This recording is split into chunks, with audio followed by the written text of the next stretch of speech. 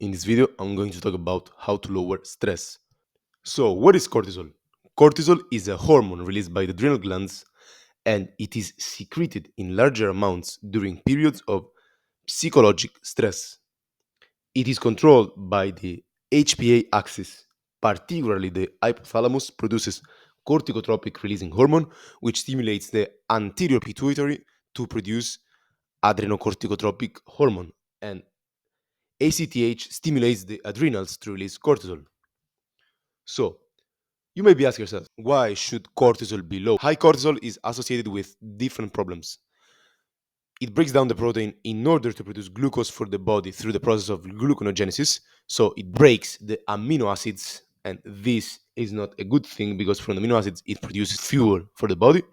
High cortisol can contribute to insulin resistance by inhibiting the effect that insulin has on uptaking glucose in the muscle. So, for example, if you're building muscle, okay, you become more insulin sensitive, but by constantly having high cortisol, this process is impaired, okay, because cortisol inhibits, as I said, the effects that insulin has on uptaking glucose in your muscles.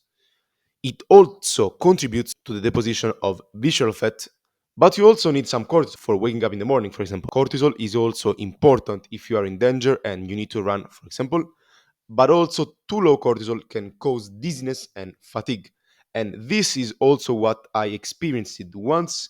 And I remember that I think I had very low cortisol because I was waking up feeling dizzy and fatigued.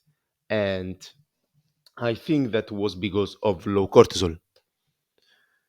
And here I put an image which illustrates the release of this hormone during the day. And as you can see, the peak is at around 7 to 8 a.m. So when we should basically wake up, and then the release of this hormone slowly goes down as also melatonin goes up, okay? Because melatonin peaks during the night. So let's talk about how you can actually decrease cortisol. Okay, ashwagandha is one of the best plants for lowering cortisol. You should take around 1 to 5 grams, although 5 grams is a very high dose. I also consumed in the past around 5 grams, and I think that this was the problem when I was waking up dizzy and also tired.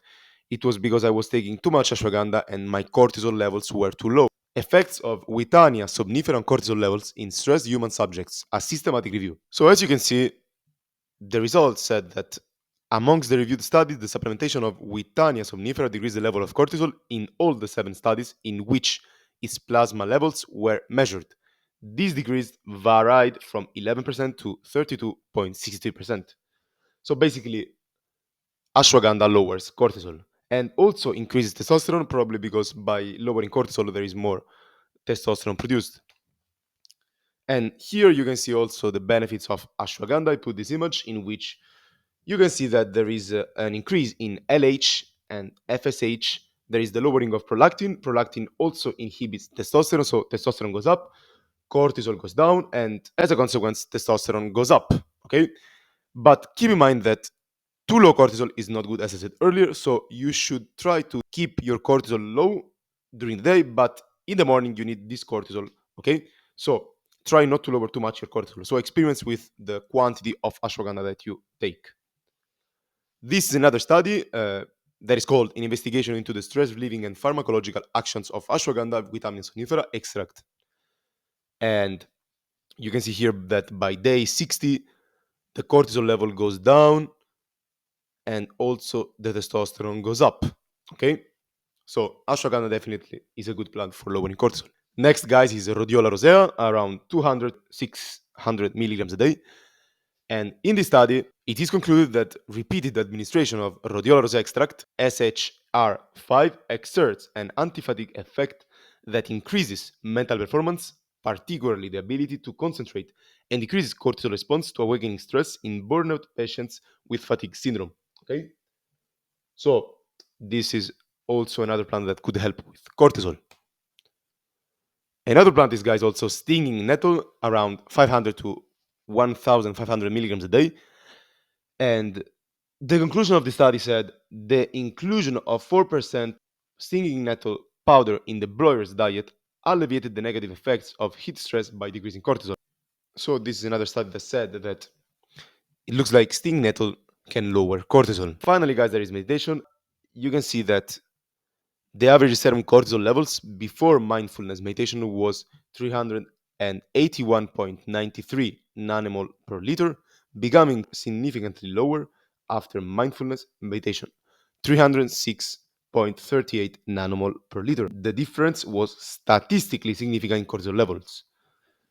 So, as a conclusion, mindful meditation should be used in combination with standard treatment, okay? And we can see that meditation lowers cortisol as well. And also, I found another study that concluded that the pattern of results lends support to the view that meditation has a favorable influence both on biomarkers of stress regulation, such as cortisol secretion, and on sleep. As a conclusion, I suggest you trying first ashwagandha, then you can try also to meditate, then you can try other plants, and see if you have really high cortisol, how you can actually improve your cortisol levels by adopting these methods that I introduced in this video. Okay, so if you have any questions, please let me know in the comments. Thanks for watching.